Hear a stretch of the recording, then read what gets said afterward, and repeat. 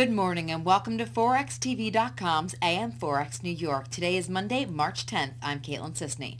The dollar weakened against the euro and approached an 8-year low versus the yen, as traders bet the Federal Reserve will lower interest rates by at least 75 basis points to avert a recession. On Japan's economic data front, the Bank of Japan said that monetary supply M2 plus certificates of deposit increased 2.3% on year in February. The rate was above the January on-year increase of 2.1%. Dollar yen is trading at 102.23. Meanwhile, in Europe, the latest data released from the Federal Statistical Office showed that the German labor cost index increased 1.1% on year in the fourth quarter of the year, faster than 0.9% in the third quarter. Additionally, Germany's trade surplus was 17.1 billion euros in January. Euro-dollar is trading at 153.54.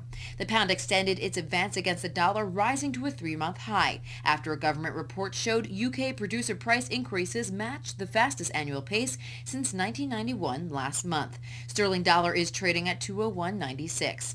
Government data released today in the U.S. is expected to show wholesale sales and inventories increase moderately in January, as distributors seek to trim stockpiles after an unexpected buildup in the previous month. The Commerce Department is scheduled to release its monthly wholesale trade report at 10 a.m. Wall Street expects the report to show inventories grew 0.5% in January, down from 1.1% in December. Wholesale sales, meanwhile, are projected to have grown 0.3% in January, up from a 0.7% drop the previous month.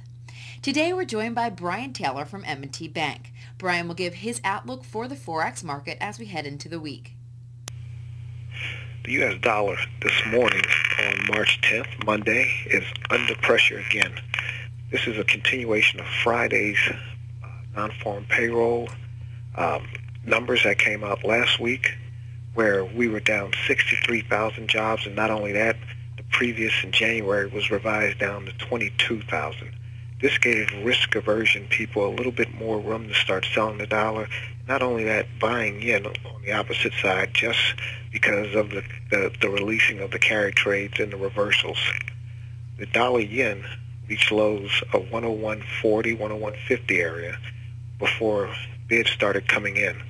The pressure in the dollar yen seemed to stall, mainly because people were thinking that the Bank of Japan may intervene. But judging from where the market's insight is this morning and some feel from other traders, they feel that this time around the Bank of Japan may not intervene.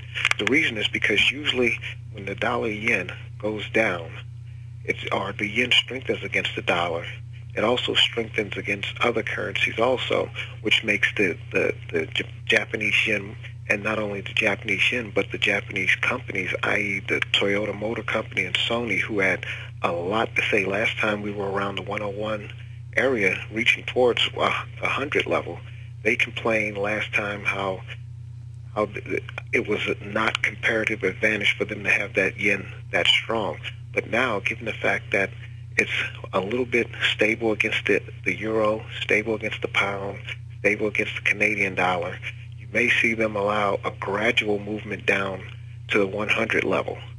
But any violent move down in the dollar yen would definitely bring about verbal intervention and then possibly a concerted effort by both Bank of Japan and the Federal Reserve.